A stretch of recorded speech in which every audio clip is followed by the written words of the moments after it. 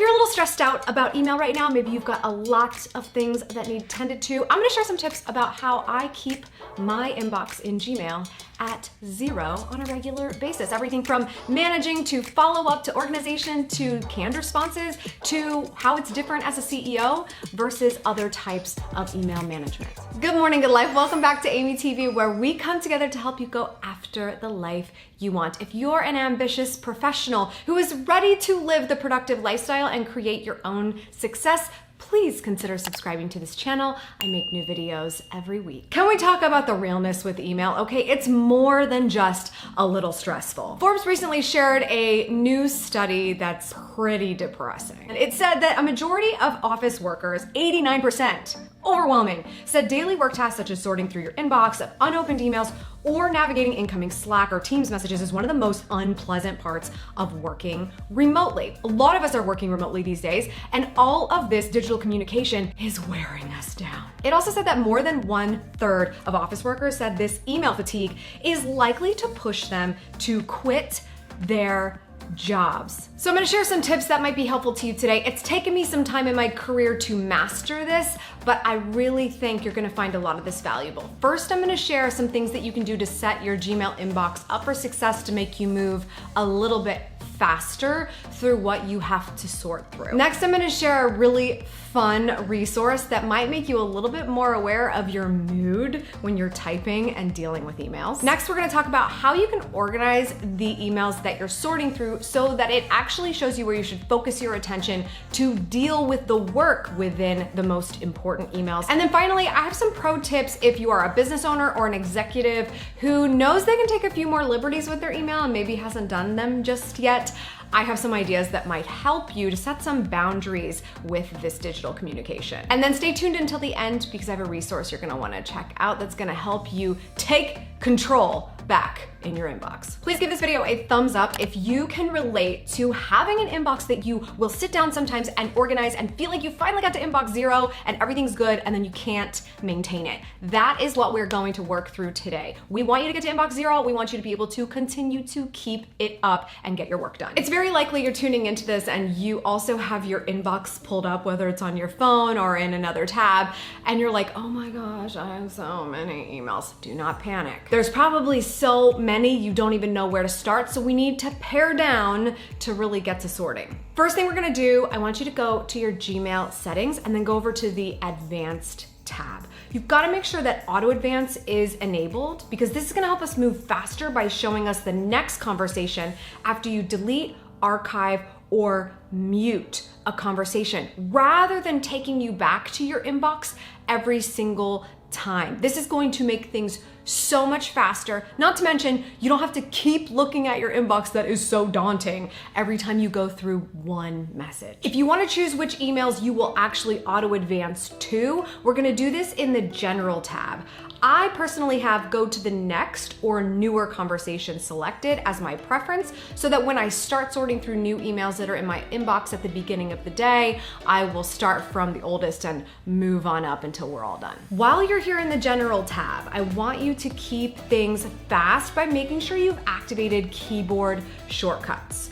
Don't worry if you don't know any shortcuts yet. I'm gonna share a few with you, and then once you use them, you're not gonna be able to forget them. Before we get fancy, this is what we need to do. This is my pro tip for all of you with full inboxes out there. We are gonna go back 1 month in time. You may decide that that timeline needs to be a little bit different based on some things that you know you got going on.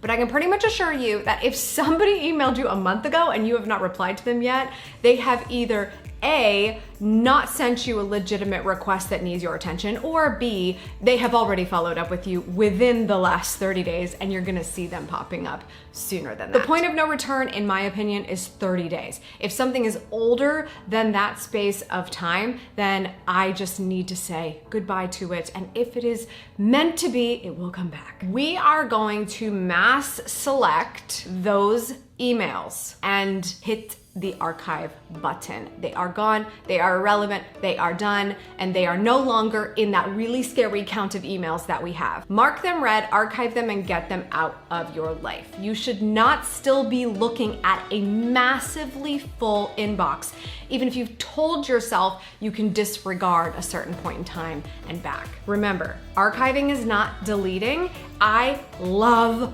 archiving emails because I know I will be able to find it if for some reason someone says, "Didn't you get that email?" And I go, "Oh my gosh, did I?" I can check. I don't delete something on accident that might be important, and quite frankly, this is just a fail-safe for me because those types of conversations happen. Now you've got only the most important emails from the last 30 days or your timeline that we need to start sorting. Before we dive into that, I want to share that this segment of Amy TV is sponsored by our friends at Typing DNA. Do you want to make sure you're only responding to emails when you are presenting your best self? You are absolutely going to love this application. Typing DNA Focus is a really cool, fancy, but free app that you have to check out. It uses typing biometrics to track your moods and productivity, all by analyzing how you type. We all have different ways of formulating emails, we all have different typing patterns, and we usually don't even notice them. Not only does Typing DNA analyze your moods for you, but it gives you an easy to digest analysis on when you are your most productive, awake, and de-stressed. So if you're wondering when's gonna be the best time for you to actually manage and reply to the emails that need to be taken care of, you can let Focus app tell you exactly when it's a great time for email and probably when it shouldn't be. It turns out I'm better off waiting until 11 or maybe in the middle of the afternoon, which is when I would prefer to deal with emails for myself anyway, so I can get my most creative work done earlier on. When you download the app, you'll get immediate access to 3 really important moods to watch for: stressed, focused, and tired. But if you actually invite 3 friends, you'll get access to 3 more: calm, energetic, and happy. I want you to check out Typing DNA. It is going to totally level up your email conversations. And because you're my friend, you get to skip a step. In the next 24 hours, if you click the link in the description down below, you'll get access to all 6 moods immediately. So go check out the free app Typing DNA. Link is in the description down below. It's time for you to decide how you're going to best manage these emails by coming up with categories. I've got a few basic ones to get you started, but you might find that some of them work, some of them don't, and you'll replace them with the ones that do work for you. The categories I use are follow up, waiting, delegate, scheduling, and something I want to read. In order to put these to good use, we're going to leverage Gmail labels, but we're going to treat them a little bit differently than just blanket folders like you might think of them. It's also really important that we don't have folders for things we actually have to manage and take care of because it's easy to tuck them away and forget about them altogether. When you've established your categories, head into settings and into your labels and create the labels with each of those categories. So you're creating a label for follow up, you're creating a label for delegate, you're creating a label that applies to this situation for you. My advice would be to keep the labels really short, no more than 1 or 2 words to keep things easy. Now that your labels are ready, we're gonna go into the inbox tab. In this case, we're basically treating these very important labels like additional inboxes. I know what you're thinking. Do we really want more inboxes? We want less email in the inbox we already have, but let me show you. You're gonna drop down the inbox type menu to multiple inboxes. In each of these sections, we're going to add our labels, but it's important that we put them in there in Gmail terms, you know, in its own little language so that it knows what we're talking about. So if you created a category called follow up, you're going to type L:follow-up. And then you can name the category as well, the same as what you would call it. For scheduling, you would just put L:scheduling and then scheduling in the name. Go ahead and add in all of your categories with the appropriate L:, and the hyphen if it applies to the situation. And also don't forget that these are in order as you will see them when new emails are added to each inbox. You've got important emails in front of you. We're gonna go to the oldest one and open it up and decide what to do with it. Once you see an email that can easily be disregarded from the last 30 days, I want you to hit the letter E on your keyboard. That's going to archive the email, and then it's going to move you into the next conversation immediately because of auto advance. What is it prompting you to do? Is it telling you that you need to follow up in some way? Then I want you to hit the L button and then start typing follow up. Depending on how many labels you already have, hopefully not that many, it should pull up very quickly, especially if you only have the categories we just created. You may only have to type F and it'll just show right up. You can hit enter and that label will be applied to the email. Once you've done that, hit the E button and it will archive the email and then move you into the next email that you need to assess. Yes, you are archiving the email, but it's technically not going to disappear completely. It's actually going to appear in your inbox because of the way that you have formatted it. So don't be worried about hitting the archive button. It's the right button to push and it's still going to be brought to your attention in a prominent way. Just continue down this road as you open each email and decide what to do with it. Is there a newsletter that you want to read? Then hit L and then to read if that is your category, and then E to archive it.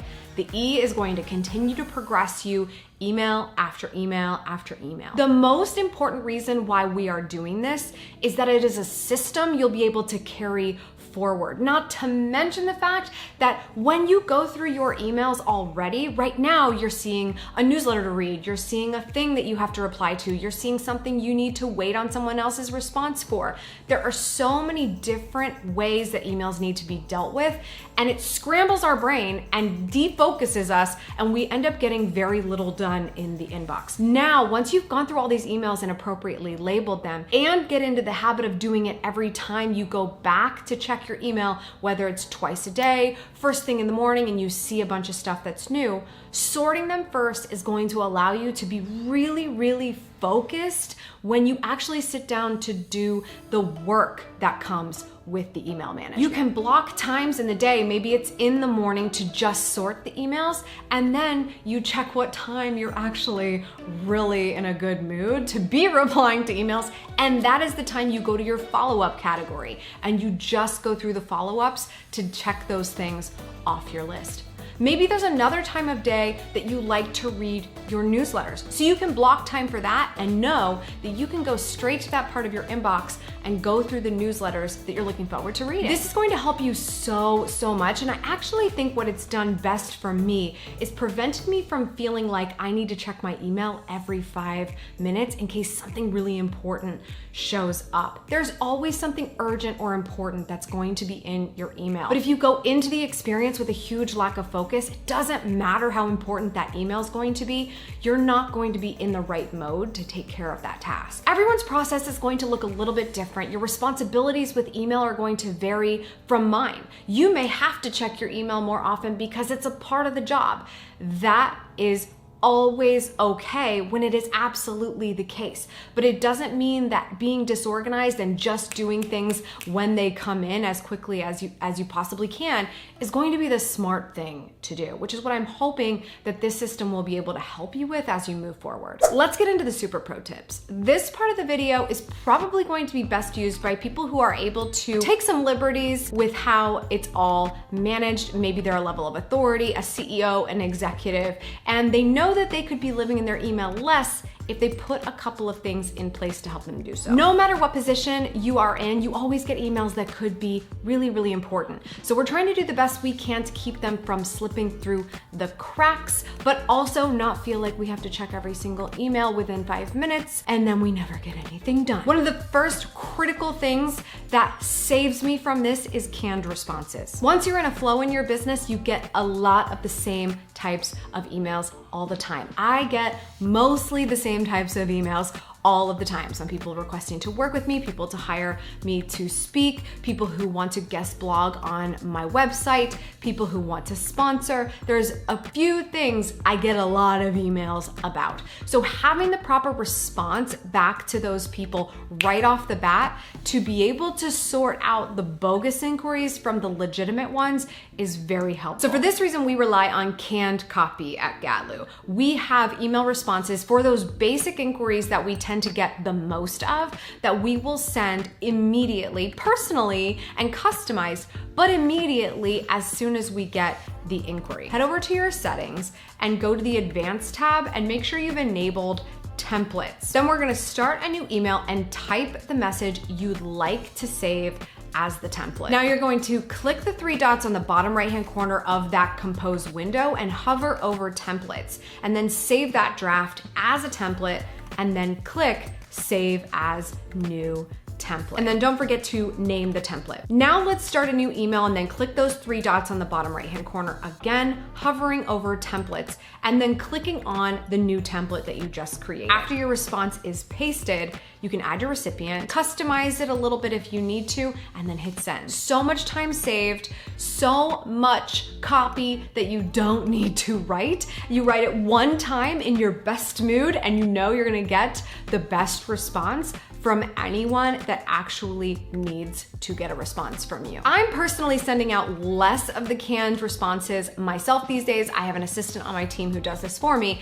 That is what I use the delegate inbox for. Those things that I know are going to probably get a canned response or simply need to be handled by someone else because someone else is in charge of those tasks. It goes to the delegate tab, and they often get forwarded off to her. But believe me, we have manipulated and created so many canned responses so that she can start those conversations and focus her attention in the best way possible. If you're going to hire somebody to work with you, this is still so valuable for making sure you set them up for success and also know exactly how you and your company are being presented on the other end of that email. Super duper duper pro tip for those of you who are bootstrapping and may not be able to hire help but still want to leverage all of this. Even when you are managing your own email and you want to use the canned responses, I still recommend that you create a second inbox, a totally different email address that is your assistant's inbox. I have been doing this since the beginning of my business. It was the smartest thing I ever did. Does it look like smoke and mirrors now that I'm talking about it? Sure, I don't care. It was the best thing ever because I sat down to deal with those emails as my assistant with my assistant hat on when I was in the right mindset to do that, because it's a lot of details and scheduling and documents and signing and things like that. So even if you can't hire someone to do that for you yet, you can have all of those interactions happen in an inbox that your prospective assistant might use someday. What better way to set them up to be as helpful as possible from day one than for them to be able to go through the assistant inbox to see how you would like things to be done. You've already got canned responses in there. They've already got a history of information and dialogue that they can understand how you would typically handle a situation. And this is so great for saving time in the training process. Listen, at the beginning of my business, I got so many compliments on how great Olivia was and how helpful she was and how responsive she was. And yes, it was me, but it taught me so much about what I needed from an assistant, and how much time I was spending in that inbox was a direct measurement of how much time I could be hiring someone else to give me that time back. And that's usually the perspective we need to be able to make a jump like that in our business. P.S. Everyone needs a gatekeeper. So whether you have one or not, give yourself the space and the perception that the gatekeeper exists so that people don't take advantage of you right off the bat. This final tip is not going to work for everyone. In fact, this is one of the more polarizing email decisions that you can make, but I made this decision. I finally bit the bullet 18 months ago, and I've never looked back, and it is part of the reason why I genuinely don't worry about email on a daily basis. It just doesn't bother me anymore. Your inbox has a vacation mode, and that vacation mode can last for as long as you want. My vacation mode has been on for 18 months. Here's what happens. Everyone that sends you an email gets an immediate response from your out of office status, right? Your vacation mode. My vacation mode says that I don't check email very often. I don't spend a lot of time in my inbox. And if they would like immediate assistance, they should reach out to Hannah, to my assistant, to my team. If they would like to hire me to speak, they can go straight to my agent.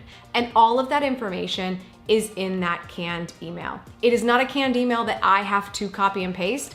It is an email that goes out to every single person that sends me a message. What this does for me is it immediately sets the expectation that someone should not expect to hear from me via email unless I have told them otherwise or I have shown them otherwise by replying to the email. This allows me to sort through my emails the way that they need to be, sending things off to my assistant, sorting through documents I need to, and then getting things done the way that is most efficient for me. But this has helped me. I know it doesn't look great or feel great to get a never in office email response, but it actually is helpful for that other person because now they're much more likely to get an effective and immediate response by knowing where they should go if they're taking this seriously. Again, this is a really big decision if you're going to do this. I think in a lot of situations, you can say, hi, thanks for your email. I want you to know it's been received, but I don't intend to respond to my emails until late afternoon. You probably would get less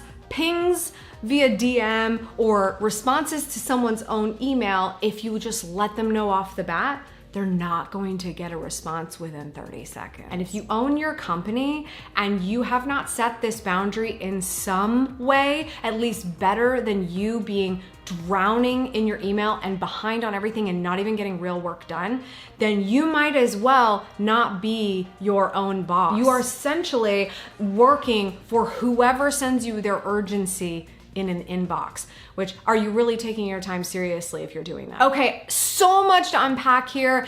I know a lot of you can use some canned response help. So we've actually created a free PDF for you to check out. It is in the description below. Canned responses that you can copy and paste and use for yourself. You're definitely gonna wanna customize them and some of them may not apply to you, but check out that resource down below. And that's also in thanks to the sponsor of this episode of Amy TV, and that's Typing DNA. Make sure you download the app in the next 24 hours so you get access to all 6 moods.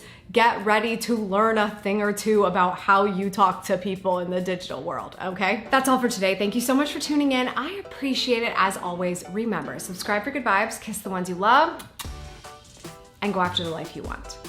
Cheers. If you liked this video, I would definitely check out some other ones on my channel, particularly the one called Productivity Apps for 2021. Tons more resources there to help you as you venture into the productive lifestyle. Check it out.